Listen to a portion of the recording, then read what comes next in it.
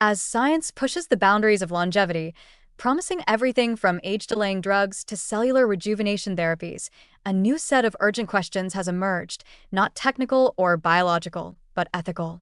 Who will get access to these advances? Will life extension be a universal right or a luxury reserved for the wealthy? And more deeply, how do we collectively decide whose life is worth extending and on what terms? Anti-aging science is progressing rapidly.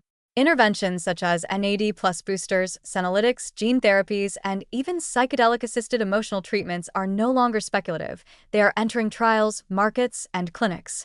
Some promise to delay aging at the cellular level. Others aim to restore function, improve quality of life, or address the psychological weight of aging itself. But as with any emerging technology, access is rarely equal at the start. If current trends continue, the first to benefit may not be the oldest or the sickest, but those who are already the most privileged. This possibility has prompted comparisons to past medical revolutions. When organ transplants, IVF, or cancer immunotherapies were introduced, they initially favored the wealthy and well-connected. Over time, some became more broadly available, but others never shed their exclusivity. With longevity interventions, the stakes may be even higher, not just improved health outcomes, but additional decades of life, productivity, and influence. In a world already marked by inequality, extending life unevenly could entrench privilege across generations, deepening divides between those who age slowly and those who do not. This raises uncomfortable but necessary questions. Should age extension treatments be treated like any other form of preventive care, available through public health systems?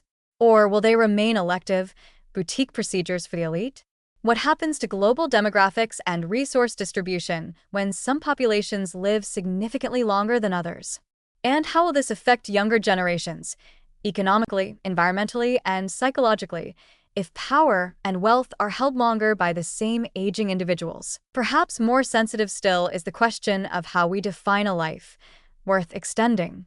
While many people naturally desire to live longer, not everyone has equal opportunities to enjoy or maintain quality of life. Longevity without dignity, without mental clarity, autonomy, or community, can become a burden rather than a gift. Furthermore, societies often show implicit bias when making healthcare decisions. Marginalized populations, the disabled, or the very old may receive fewer life-extending resources under the rationale of diminished return. As technology evolves, we risk creating a tiered system of aging, where some lives are extended generously and others are quietly left behind. There are also cultural considerations.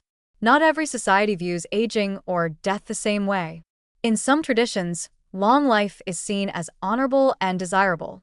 In others, quality of life, intergenerational continuity, or spiritual preparation for death may matter more than mere longevity. A global approach to aging ethics must recognize that what counts as a meaningful life, or a meaningful end, differs across histories, faiths, and philosophies. To universalize any one approach to life extension risks erasing the nuanced and deeply personal values that shape how people view aging. Yet, despite these concerns, the promise of anti-aging interventions is not inherently unjust. In fact, it carries tremendous potential to alleviate suffering, extend vitality, and help people remain mentally and physically engaged for longer. The challenge lies not in the technology itself, but in how it is distributed, governed, and framed. Ethical life extension would prioritize equity, ensuring that access is guided by need, not income. It would promote dignity, ensuring that we do not extend frailty, isolation, or suffering. And it would invite public discourse, allowing communities to define aging and vitality on their own terms. To move in that direction, policies and practices must be proactive. Funding must be directed not only toward innovation, but toward accessibility. Global partnerships should ensure that longevity medicine does not become another tool of inequality between nations. Public education must prepare people for the implications of longer lives, socially, psychologically, and economically. And ethical review boards, philosophers, and community leaders should have a seat at the table alongside scientists and investors. Ultimately, the question isn't whether humans should live longer. It's how we can ensure that when we do so wisely, fairly, and compassionately. A life worth extending is not one defined by wealth or status, but by relationships, purpose, and the capacity to contribute and belong. The future of anti-aging medicine will not be judged solely by how long we can extend life, but by how well we uphold those human values while doing so.